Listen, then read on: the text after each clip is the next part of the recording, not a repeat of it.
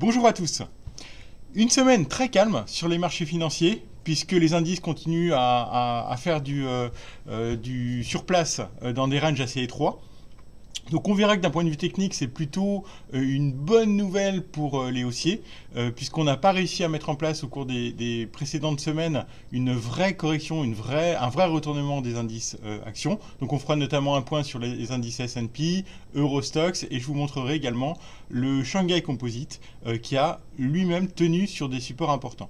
Avant ça, on fera un petit point sur le pétrole, donc un marché qui a été assez agité, qui a beaucoup corrigé au cours des 2 dernières semaines, mais qui pour l'instant est parvenu toutefois à se stabiliser au-dessus d'un support important.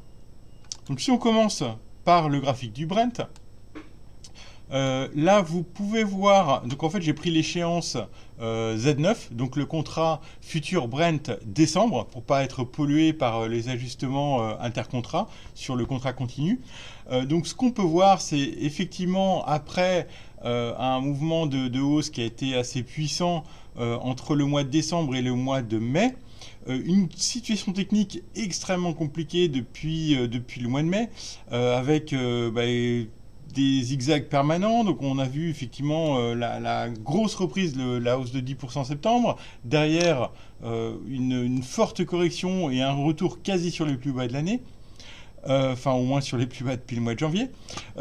Ce qui est assez important, c'est cette droite de support de Fibonacci qui correspond à 76,4% de retracement de toute la hausse dont je vous parlais ici. Donc on voit que cette support qui avait déjà tenu au mois d'août et également au mois de septembre a de nouveau été testé avec succès début octobre avec ce que vous pouvez voir ici, un setup 9 buy quasiment sur la zone de support. Donc ça pour moi ça constitue une opportunité d'achat contrariante assez flagrante.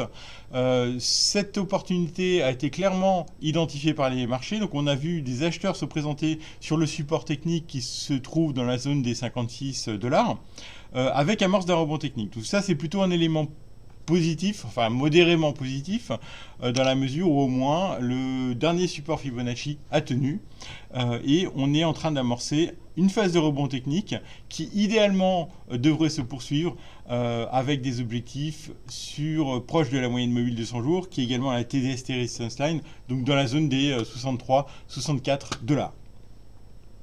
Si on regarde maintenant sur les indices boursiers, donc je commencerai par l'Eurostoxx 50. Donc pour mémoire, ça c'est quelque chose dont j'ai discuté depuis quasiment un mois. J'avais identifié une grosse zone de support à 3400. Mon scénario privilégié, je me répète un peu de semaine en semaine, mais pour l'instant c'est toujours le même scénario qui domine.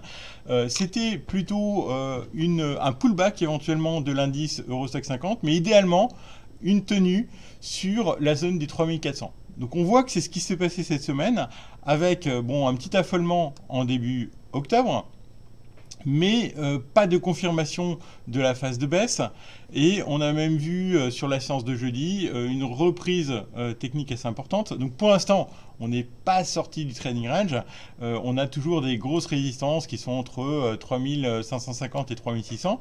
On n'est pas encore en train de les casser, mais disons qu'on a plutôt quelque chose de positif cette semaine, dans la mesure où le support à 3400 a tenu, où on se trouve toujours au-dessus de cette moyenne mobile de 100 jours qui progresse, qui se rapproche maintenant de la zone des 3400. Donc pour l'instant, une situation technique complexe, puisque effectivement on est toujours dans un trading range extrêmement complexe depuis le mois de mai, mais pas de retournement de tendance à la baisse significatif. Idéalement, pour valider le scénario de reprise de la tendance haussière, j'aimerais bien avoir une invalidation de ce signal de vente à MACD. Donc pour l'instant, c'est un indicateur qui reste plutôt orienté à la baisse, qui nous dit attention, on pourrait éventuellement avoir un petit rebond et avoir une poursuite du range complexe en dessous des 3600.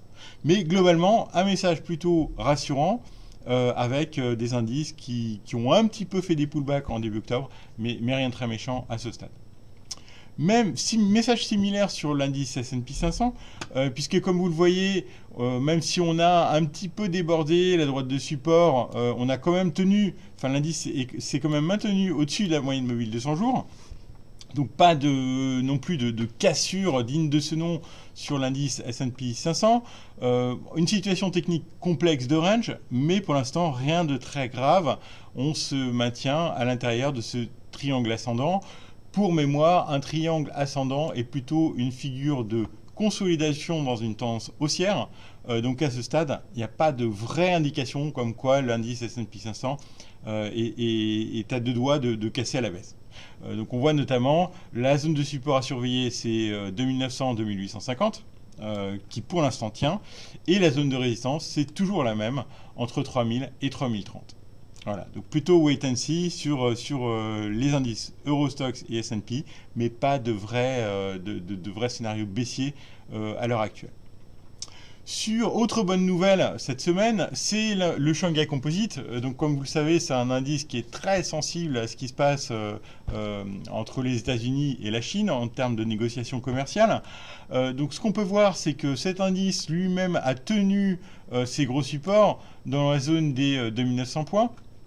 On voit qu'effectivement, le Shanghai Composite s'est maintenu au-dessus de sa moyenne mobile de 100 jours qui est elle-même haussière.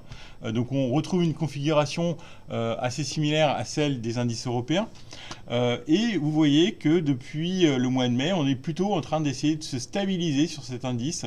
Donc on a plutôt formation, on peut voir une tête épaule inversée qui est un peu bizarre, mais l'idée c'est plutôt un marché qui se stabilise, qui ne veut plus vraiment accélérer à la baisse. Donc on a vu une petite tentative au mois d'août, mais qui a été de courte durée. Donc globalement, une phase de stabilisation qui dure depuis des mois sur l'indice Shanghai Composite, mais à nouveau, pas vraiment de scénario baissier qui est en train de se mettre en place. Voilà, c'est tout pour aujourd'hui et je vous souhaite une très bonne journée.